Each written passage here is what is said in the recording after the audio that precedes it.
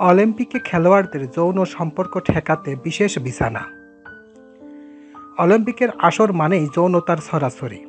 প্রতি আসরেই Olympic village ফ্রিতে condom বিলি করা হয়। এবারও সেটা করা হয়েছে, কিন্তু করোনা ভাইরাসের কারণে এবারের অলিম্পিক যেন সব দিক থেকেই আলাদা। দর্শক নেই, একাধিক বড় খেলোয়াড় নাম সরিয়ে নিচ্ছেন করোনার ভয়ে। এমন অবস্থায় আরও একটি আলাদা হলো এবারের টোকিও অলিম্পিক। অ্যাথলেটদের যৌন সম্পর্ক স্থাপন আটকাতে সম্পর্ক করা হয়েছে অ্যান্টি-সেক্স বেড। অলিম্পিকে অংশগ্রহণকারী খেলোয়াড়দের জন্য যে খাটের ব্যবস্থা করা হয়েছে তার নামই দেওয়া হয়েছে অ্যান্টি-সেক্স বেড। এমন অদ্ভুত নামের পেছনের কারণটা বেশ মজার। খাটগুলো এমনভাবে তৈরি করা হয়েছে যে একজনের বেশি মানুষ খাটে উঠলে তা ভেঙে যাবে। কার্ডবোর্ড দিয়ে বানানো এই খাটগুলো তৈরির উপকরণ আবারও অন্য কোনো কাজে ব্যবহার করা যাবে।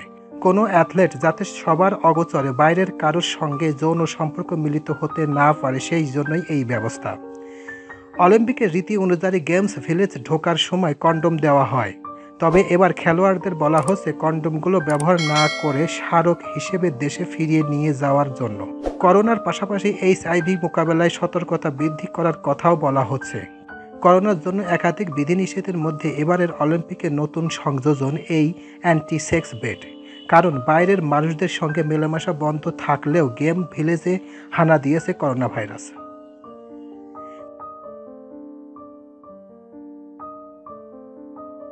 প্রিয় ভিউয়ার্স, আমার এই তথ্যগুলো যদি আপনাদের একটুখানি ভালো লেগে থাকে তাহলে অবশ্যই লাইক, কমেন্ট, শেয়ার করবেন এই ভিডিওটি। আর যারা এই চ্যানেলটি এখনও সাবস্ক্রাইব করেন নাই তাদের প্রতি রিকোয়েস্ট রইল চ্যানেলটি সাবস্ক্রাইব করবেন। তো আজকে এই পর্যন্তই, সবাইকে ধন্যবাদ।